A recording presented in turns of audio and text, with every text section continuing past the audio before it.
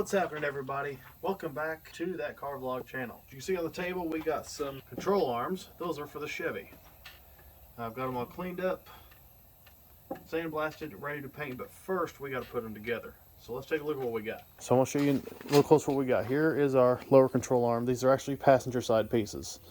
The driver side pieces are actually, and you can probably see them there in the cab, sitting there. They're ready to go on. But we're going to do the reassembly on these. So these are passenger side pieces. We have our lower, there's our upper, and here's our lower cross shaft with the washers and nuts that go on it. Now there's the upper, but if you remember from a previous, I messed up the upper cross shaft, and so that's actually going into my scrap pile. Over here in this white box, it's going to try to fall out on me. I have a brand new one that I got off Rock Auto. So this is the brand new cross arm shaft kit for the upper control arm, and this just happens to come with all the necessary stuff. It's got the bushings, it's got the washers and the end nuts, which is why I didn't even bother to blast the end washers or nuts for that one, especially since one of them was messed up. So yeah, it's the messed up one. So I've got all new here. I do have bushings for top and bottom. I bought these long before I even took them off, but I may just not even use these. I might even see, I don't know if I can return them or not. I bought them online from AutoZone, had them shipped to me, so I don't know if I'll be able to return those or not. It'd be great, get a little bit of money. And these are the lower control arm bushings. There's the lowers, and there goes the box. So what we're doing right now is, like I said, reassembly, get them put back together and painted. I'll be doing the reassembly with the help of my friend the Haynes manual. Because, well, honestly, I'll never remember the torque specs, and it makes it so I don't mess anything up. Also, picked up a vise. Now, I had been using the giant vise in that barn over there that my late landlord was letting me use. Now his son recently took over everything, and I don't yet have access back into that barn, but I might one day. But I was using that giant vise. You see it in the video where I took them apart. But I went out and about $75 got my own. This is a 5-incher. It rotates this way. Loosen these, it rotates all the way around, and that's actually going to come in handy. The handiest part is going to be these right here, the pipe jaws. This is one of the reasons I really bought this one. All right, so first I'm just going to go ahead and loosen this thing up, swivel this thing around. That's going to make things a bit easier to work with in this case. Pull that back up. These two pieces. Center that. Shove this shaft through the control arm.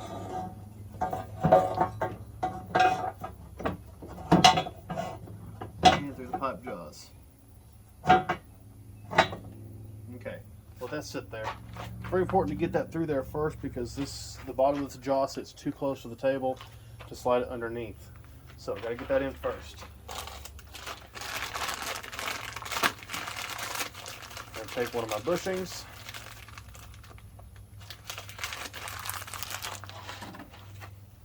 Set that in here. Just like that. And same with the other one.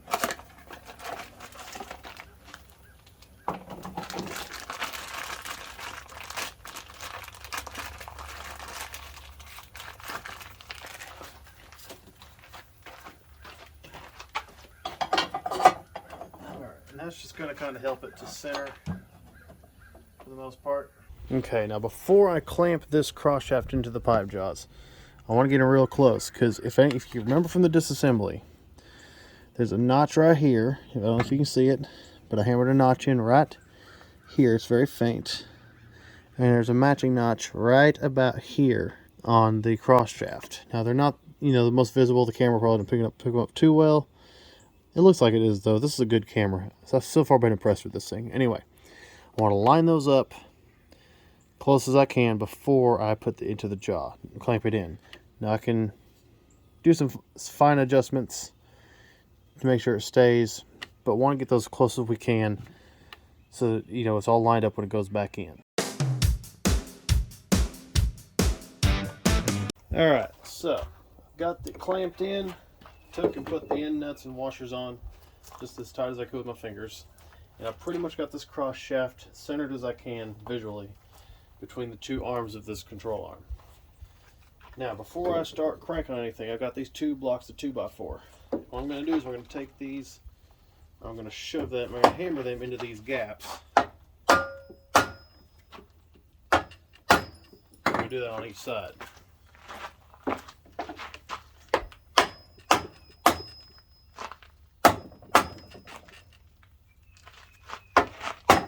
They just so happen to be almost the perfect width. In fact, I think they fit in there very snugly. Now what that's going to do is that's going to keep these from squeezing together while I tighten them.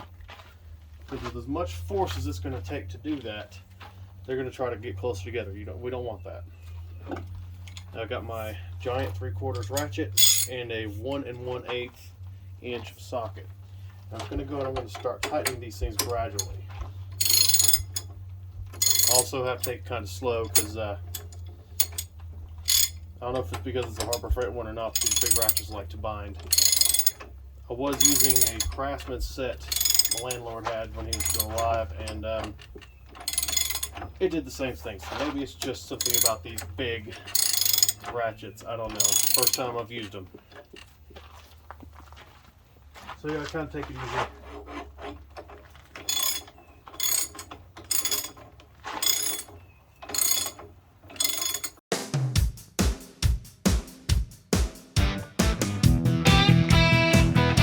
Okay, so I got these tightened down for the most part. Now what, if you hadn't guessed already, what we were doing was pushing these bushings inwards, because you can't just push them in by hand. They need pressure to push inwards. Sorry, just checking the spacing there. It's alright. Pushing those bushings in as well as tightening up. Now, instructions technically say don't tighten to full torque until it's mounted on the truck and sitting at ride height. It says it's supposed to prevent premature wear. I'm not extremely worried about that because this will never be a daily driver ever again unless some emergency comes up and it's all the only option. So I'm going to go ahead and do it on the bench. I think just make it easier for me. Of course, if I want to, I can always untorque them and redo it once they're on the truck. Or to go ahead and torque them now. So what I've got here, I actually had to go down to my 1/2 inch drive ratchet. I have my torque adapter here, also from Harbor Freight, and it is set to the best thing I could find in the book, which is 140 foot-pound. Then I went out and I bought a 1/2 to 3/4 adapter.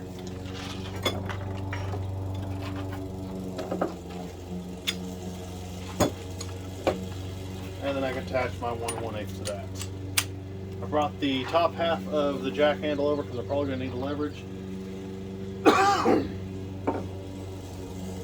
Now we're just going to start tightening. I'll set to 140. It'll flash a red light and start beeping like crazy once it's reached it. And like I said, probably going to need the leverage. It's just, it's not as long as the other one.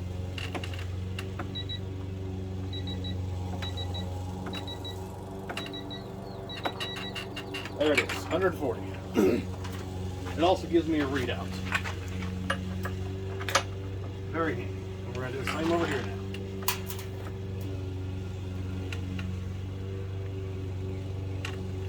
Obviously I didn't have this one quite as tight.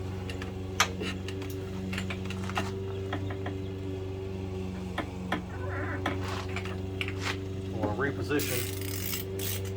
You can see the display.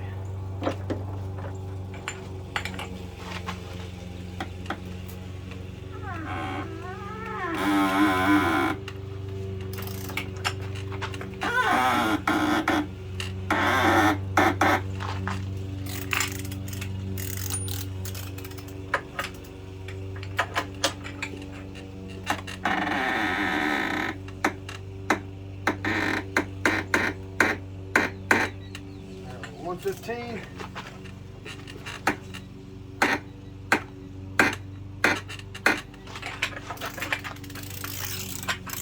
Around one more time. Something's in my throat too. There it is.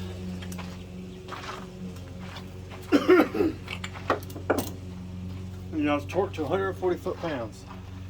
Now this thing's ready to come out of the vise and hung up to paint. So, like the wood blocks out of there, and they hit the toolbox. Start taking out of the vise.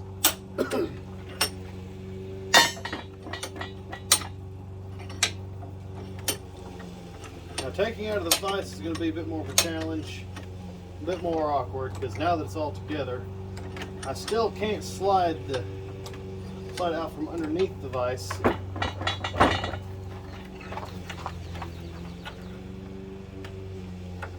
So I get to swivel it. That up. Now I'm going to hold this while I swivel the vise. Swing it all around at the same time.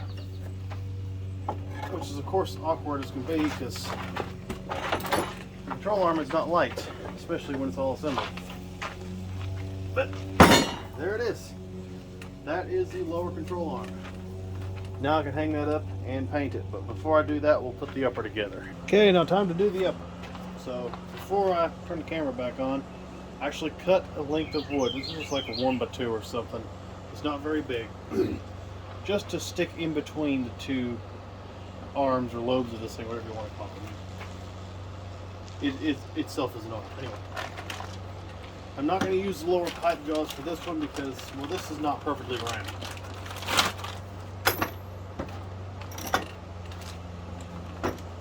Seems important. Come back. Anyway.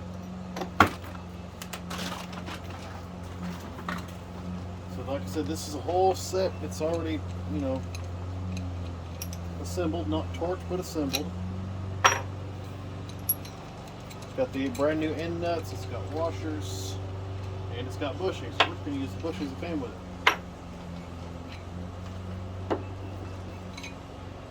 Alright, man, ain't it pretty? Almost. And the great thing is it's going to be painted the same color as the rest of it, even though it's brand new.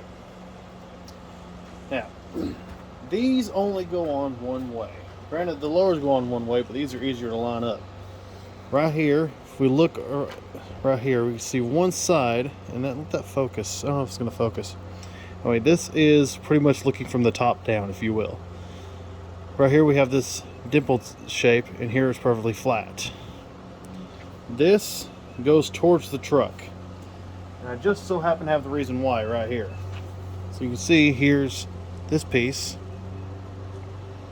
That thing's having trouble focusing. It's curved. This is meant to sit in here when it's on the truck and everything, and then in behind that, or you put the shims for alignment. Those are for, you know, setting your camber. So all you gotta do here, shove this thing through here. I'll like slide it. And then I'm just gonna bring this up and I'm gonna clamp this part right into the jaws of the vise.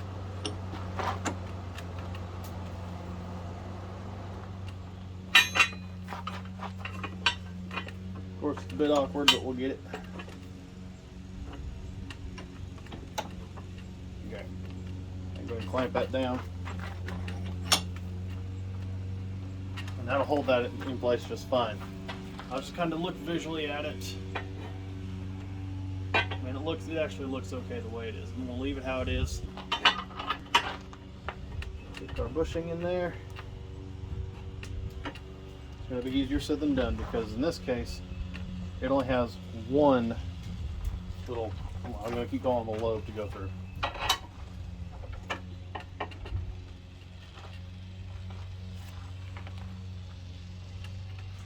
Now, I believe I made this a bit easier last time by grabbing some of my larger Had to be way larger.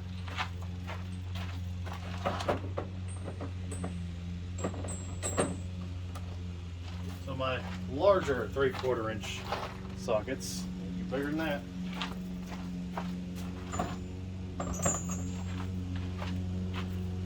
Yeah, this is the one that looks like I beat on it. See, this fits right around the rubber part. And will contact this metal lip.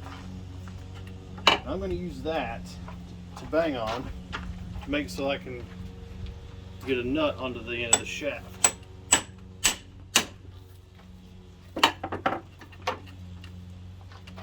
It'll be a little bit easier said than done. It's going to take a minute to finagle this thing together. Okay, so what I had to do was actually, like I said, fit this over the rubber part of the bushing and tap on it with a hammer. Now you see I've got the end of the shaft with the threads exposed. You see over here there isn't any. So now we're just going to take one of the washers, one of the nuts, and we're going to thread that on there so that cannot slide back. Now I'm going to put this on the other side. I'm going to start tapping that until I get enough exposed here that I can do the same thing with the washer and the nut. And then we start turning the wrench.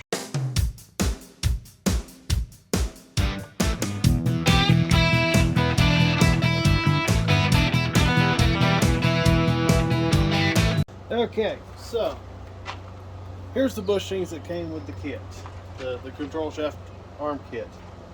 I just did not have any luck with them. I don't know if there's something slightly off about them. I don't know. So I went ahead and got the Duralast ones that I got from AutoZone. Also, as an added assist, I took a little bit of this wheel bearing grease, and by a little bit I mean I just touched it and just ran it along the inside of this lip here. I don't know if you can see it. It's this part right here of the control arm itself. Just enough, just very extremely thin layer, like a film, just to aid them in sliding in there. It's not going to affect anything. They're going to be so tight. And I got the, with a little bit more of, the hammer and the big socket, the 1 3/4 inch. Hammering on that, I got it in there, and I got them enough to where I could get the nuts on the threads. So now, just like with the lowers, I've got my wood brace in here to keep these from squeezing too close together. I'm going to take this 1 1/8 inch, I'm going to run them down. Alright, so that is together now. Now, just to make sure everybody knows how to do it. Here you got the cross shaft, right? This is the old one. And here, this is the inside metal part of the bushing. These are all the old ones I took off. You need to tighten those until the two metal pieces touch right there at that lip. They're going to look at a quick glance like they're there, but they're not. Now that is together.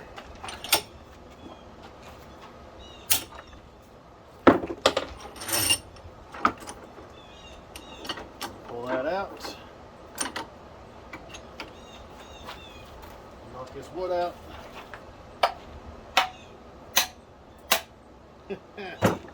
It's really in there now. There we go.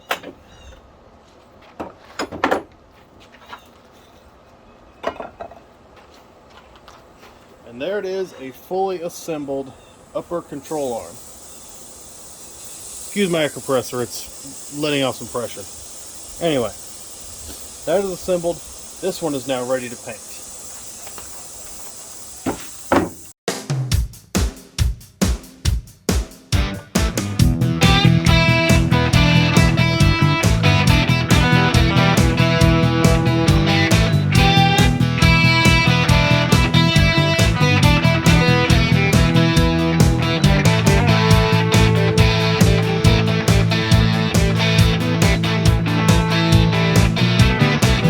Alright, so you just saw in that time lapse, I just laid a coat of this here Rust-Oleum Rust Reformer paint on both the control arms. There's the lower over there, here's the upper. Now this dries to a matte black finish. This is what I'm using for a primer. And it's also just the first two coats, so I can get a little more right there. which is fine because I'm going to go over it again. And go over it with this twice. And then, like I did on the other two, I'm going to go over it with a couple coats of this stuff. It's Rust-Oleum Professional High Performance Enamel. It's a bit more expensive, they both are, than standard regular Rust-Oleum paint, but I feel like they're going to, you know, hold up a little bit better and they're going to look good. And we can go around and look at the finished paint job on the driver's side pieces here. So here's the upper for the driver's side, fully assembled. It looks pretty good, I think. You know, it's rough metal, painted rough metal, but it's rough metal. That's just how things were back then. It's had some pitting and stuff over the years, but it got all cleaned up and it looks good. And while I'm waiting on that paint to dry up enough for another coat, I went ahead and set up my sandblasting station just to show. I keep mentioning that I sandblasted this stuff. I'll show you how redneck I did with this. So here's my setup. I've got 12 milk crates, 4 stacks of 3, holding up a blue plastic kiddie pool that's in pretty rough shape. Here's my $30 sandblasting kit from Harbor Freight. You can see it's just a hopper with a hose that runs out the bottom. Ends up in this gun here. I run my air hose from all the way over there. I've got a 100-foot hose that came with my compressor. And I shoot it with this stuff here. This is Black Diamond Coal Slag Blast Powder. Now this is the finer of the 2 grits they sell at Rural King. See, that's a nice fine grit. If the phone will focus on it, I don't know. It might not. It's a very fine grit. They sell a different one. It's in a black bag. It's got red, black, and where the red is. But this thing won't pick that stuff up. It's just too coarse. That's what I use to blast these parts. And let me tell you, that took forever. I'm not a professional sandblaster. It's the only blasting I've ever done. I don't even know if I was doing it just right. I don't know if the pressure regulator was set correctly on the air compressor or not.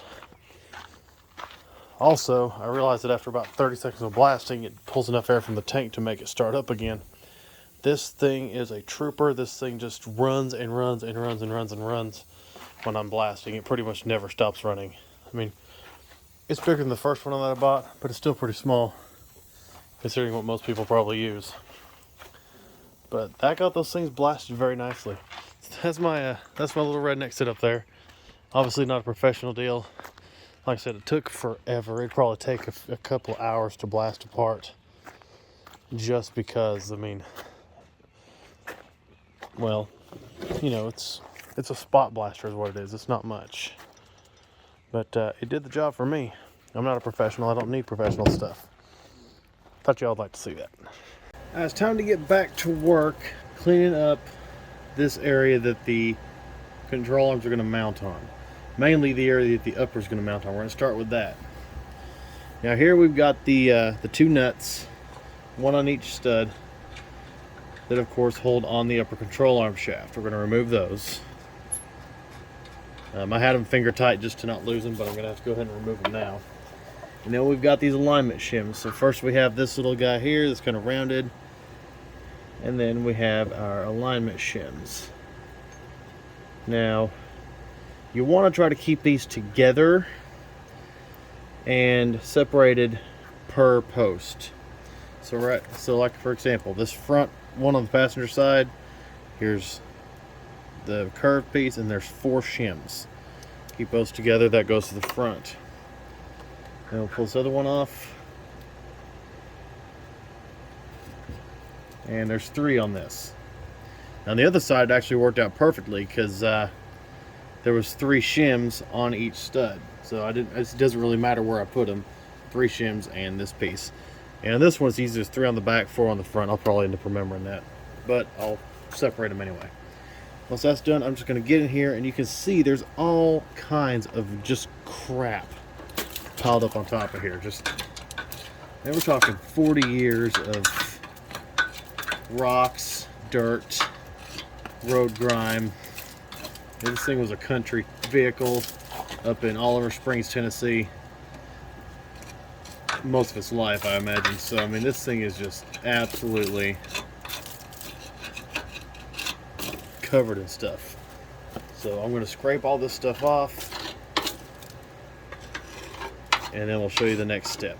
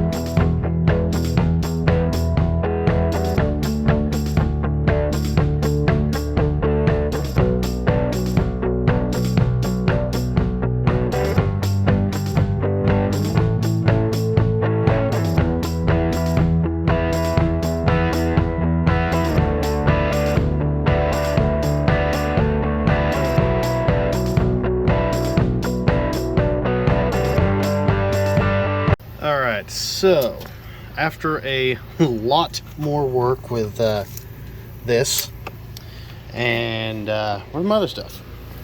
And these and the drill, it's on the other side, but that drill brush that you saw in the previous speed clip, a lot more work with all of that. I finally got this thing down to a point where, you know, obviously it doesn't look perfect, it's not bare metal, but it's good enough to lay a coat of the rust reformer paint on, which is what I'm going to do. I'm going to just coat this probably about twice here, and then I'll show you where else I'm going to coat.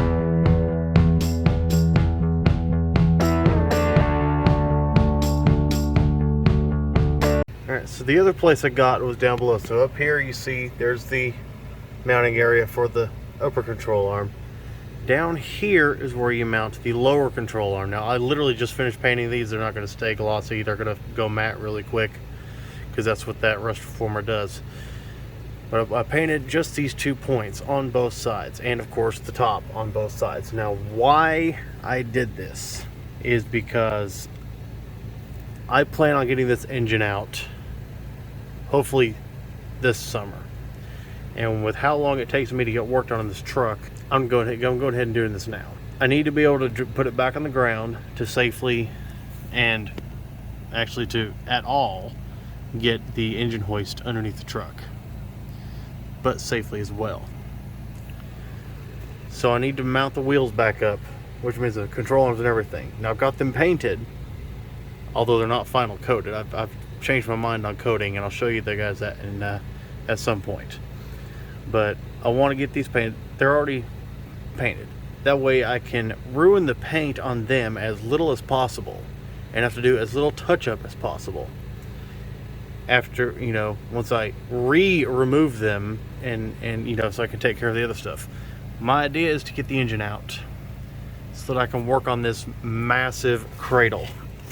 Let me kind of zoom out here for you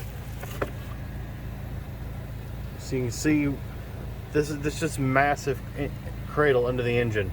That's what all the control arms mount up to. It is huge, and I need the engine out because the engine mounts actually bolt to this thing. I think we can see, I think right here is the bolts for the engine mount. And of course we go up in here, you've got 3 huge bolts on either side that bolt it to the underside of the frame. And then you've got bolts that run from the back side of the frame into this plate right here, and that holds it all to the frame. So I need the engine out to be able to get that down. It's going to make it a lot easier to work on that as well as part of the frame. Alright y'all, while we're waiting on the paint to dry over there on the control arm mounting areas, I'm going to go ahead and assemble this upper control arm ball joint. So here we have the AC Delco ball joint. I bought mostly AC Delco front end parts off of Rock Auto when I decided to start doing this. So We got the ball joint. I just removed the upper castle nut and lock washer. We're going to set those aside, not on the ground. And this is the rubber boot. This has to go in from above, like so.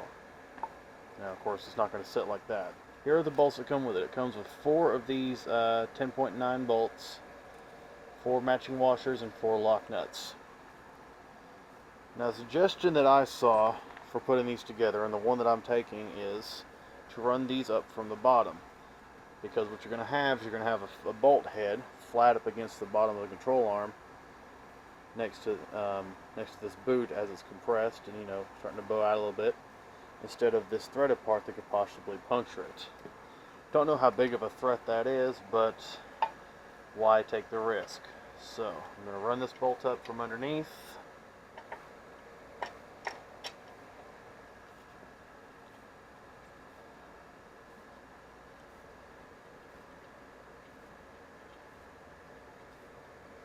Get the nut on there. Alright.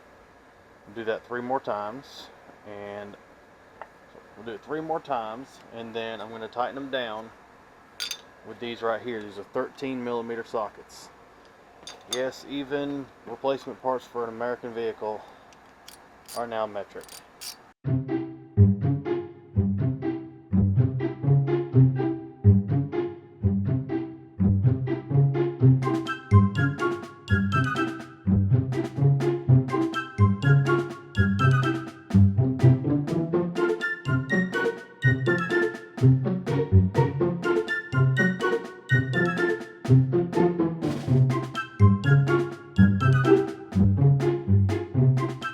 Alright, so I got the bolts in. You can see I got them torqued up.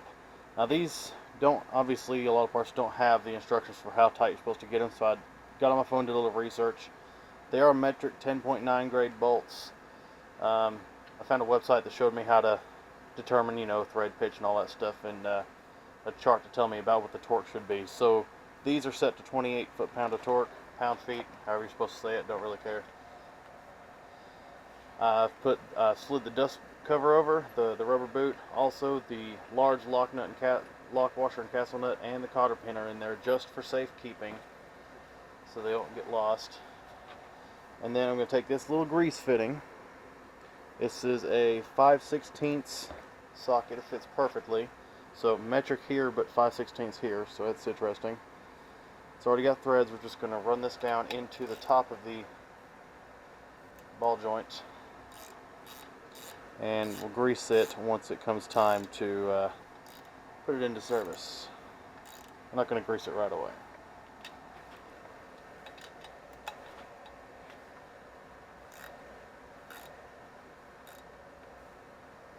There.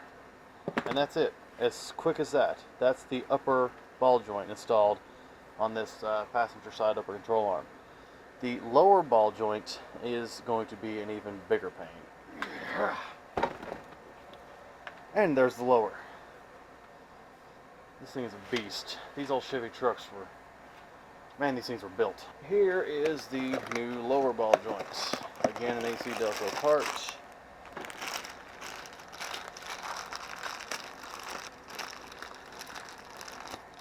It only comes with a cotter pin and castle nut and such. It doesn't come with as much hardware because it doesn't need it. Just like I did before, I'm going to remove this castle nut. I'm going to remove this dust cover. Set them aside. And there we have it. Brand new AC Delco lower ball joint. Now, if you can see, these are press in. Which, oh yeah, that was, I tell you, I've already done this once and I'm not looking forward to doing it again, because I already did one side. What we're going to use for this, is this. If you're not familiar, this is a ball joint press kit. It's got all the parts you need to remove and install ball joints, and I think also like U-joints and such too. I don't think this is exactly perfectly the right kit. This was, I believe, an Amazon purchase right around $40 or $50, so probably on the low end of pricing. But it got the job done on the other side, just, you know, with a little bit of creativity and finagling, and it'll get it done here too. Getting this out was easy. because while it was still hanging on the truck, I just put a jack stand up under, or a jack up underneath the control arm. And then this is what got it out. I just, right here, just took it, smacked right on top of the old one, smacked it about 5 or 6 times and fell on the ground. Not a problem. Getting it in is not that simple. You're going to damage something if you try that. The first thing I did on the other side was just take a little bit of this grease. A little bit of wheel bearing grease, not much. Make a thin film in here, just to try to make it a little bit easier to slide it in there. Obviously, these things are it's gonna be nice and tight in there. It's not gonna be an issue with it popping out. If that was ever a risk, it wouldn't be so hard to get in or out. Just enough to help slide it in. All right, now I have to remember which parts of this kit I used on the last one. All right, so you can see in the kit we've got the big C-clamp looking deal. That's obviously the main part of this. You're going to want a big ratchet with a 7/8 on it. I guess the size will depend on the kit you buy. Mine is a 7/8. You got a bunch of different size receiving cups here. I'm going to use the big one. And then I'm going to use it. You got a couple of these right here. I forget what all the names of these things are, but I'm going to use this one. The reason for this one, excuse my terrible camera work, is this is going to fit on top of the receiving cup like so. But more importantly,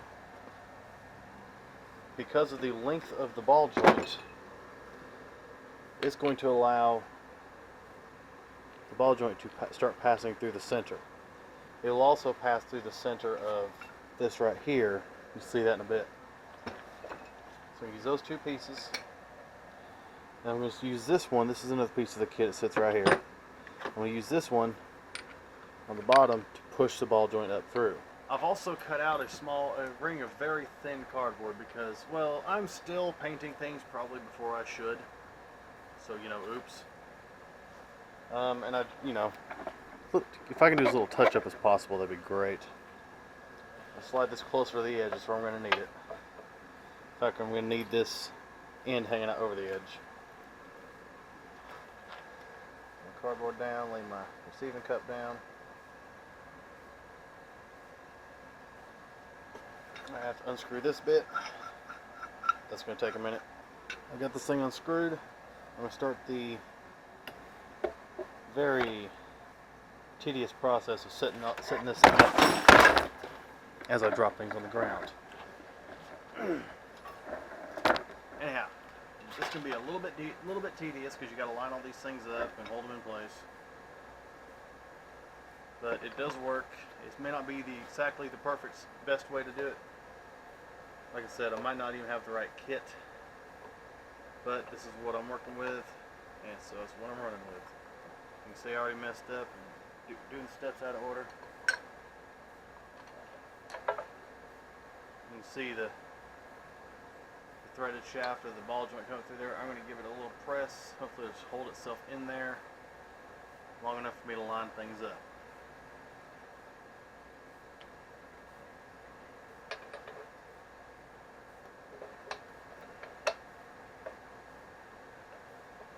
Thread this up till it contacts this little cup. Alright, now everything is lined up. In this case, the ball joint started to go in crooked on the last one, and I thought it was going to be a problem, but eventually, I just kept cranking. Eventually, it just kind of popped into place. So that's what I'm going to do here. This is a job. This is not fast work. I'm going to end up at a lot of different angles. Move the camera. So up here now. And I probably have to put some leverage on it. It's going to take a bit to get this thing to pop in. We're just going to start cranking down. And it is going to be pushing that in. It's going to take a lot of force. I mean a lot of force. We're going to put the leverage on.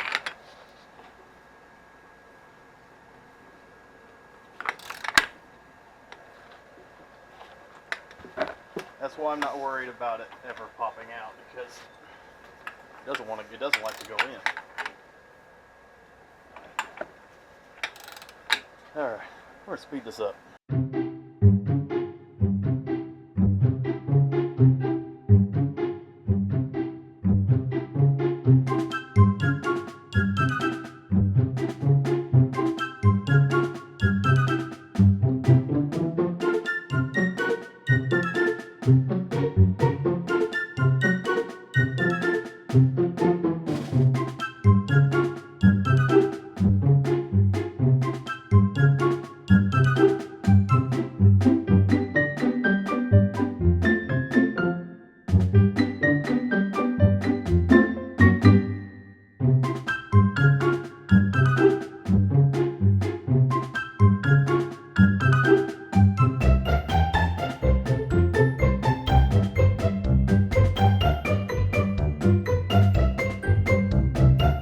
Alright, that was about as much of a pain as I thought it would be, maybe a little more. So, you can see I got as far as I could with this. It did try to tip, and no matter how I lined it up, every time I tried to line it up and torque back down with the clamp, it just wanted to slide, because this is a smooth surface, but it was the best part of the kit I had. And so I just want to slide up, and it didn't want to push on the area that needed to be pushed on. So, as you can see, I started hammering on this piece, using it to hammer this in. And I got one of my big sockets and made sure the job was finished. So it's sitting in there nice and flush. I didn't damage the ball joint because I didn't beat directly on it in any way. Alright. Alright, same as the upper, this lower comes with the grease fitting. And it is pre-threaded, so we'll just put that in there with our 5/16. Alright, there we go. So the grease fitting is in. I just put the hardware and the dust cover on just to keep them so they don't get lost. My idea with the cardboard disc didn't work at all. So just like the other side, because I decided to paint before doing things that'll ruin paint, I'm going to have to do some touch-up, which is fine because I'm thinking about a different coating anyway. So we'll touch those up, but that's pretty much it for reassembling the control arms, putting them back together. Now, next thing to do, once I make sure the surfaces underneath are prepped, we'll put them back on the truck. Alright y'all, that's going to do it for this part of the C10 project. As you can see, we have 4 front control arms completely reassembled and ready to go on the truck. So in a completely different video, we'll start getting the front of the truck put back together so we can get it put back on the ground. I really do want this engine out this summer, or at least early fall. It took a while to shoot this video. The first clip first clip was filmed on April 17th. Just give you an idea of how long it takes me to get stuff put out. Anyways, hope you all enjoyed it. Hope it was helpful and informative. And if you like what you see here, why don't you go back to the channel and browse the rest of my videos. There's a wide variety of things on there, from car reviews to family vehicle updates, modifications and repairs to our vehicles, car shows, what have you. I try to have a nice wide variety of things on my channel, so go check that stuff out. Leave me some comments and some likes. Let me know what you think. Also follow on Facebook and Instagram at That Car Vlog channel. And as always, I'm always looking for cars to review and drive on the channel, and I always put a link in the description below to a list of cars that I add to as I think of them that I'd be interested in reviewing. Yes, some are a little more ambitious than others, but they're on there anyway. Got anything you'd let me review and drive on the channel, hit me up on social media. Let me know what you got. Maybe we'll work something out. Anyways, thank you all for watching. You have a great day. Take care out there, everybody.